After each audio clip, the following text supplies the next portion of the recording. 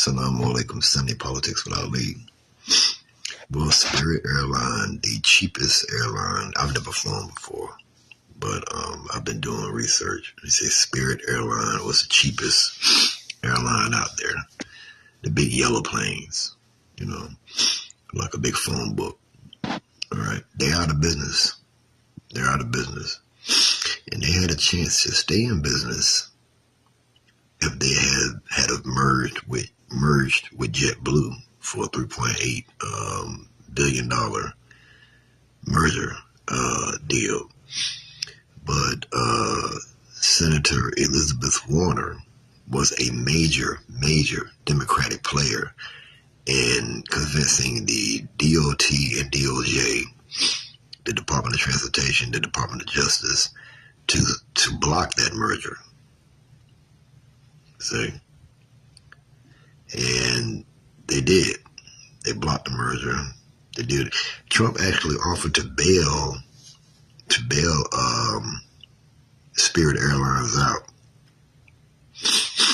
Much like Obama bailed out Wall Street. Democrats, they fucking always talk about some Republicans support the billionaires and the billionaires. Well, Democrats support billionaires too. When Obama bailed out Wall Street, I remember when he did that back in, was it 2008? Yeah, one of the first things he did. Ain't Wall Street full of billionaires? But anyway, but Warren and her little colleagues, Jefferson and all them, well, you can blame Trump. You can blame Trump that Spirit Airlines went down. You can blame, how the fuck can you blame Trump when that nigga wasn't even president in 2024? He was campaigning for president, but he wasn't in charge of nothing. He was technically a citizen. How about you ask those 17,000 workers who don't have a job right now? Who they blame? They know that wasn't Trump. He had nothing to do with that shit. That was Elizabeth Pocahontas Warner, whatever her name is, from Massachusetts, I think she is. Yeah. She blocked the merger. She blocked the deal. And now 17,000 people are out of a job.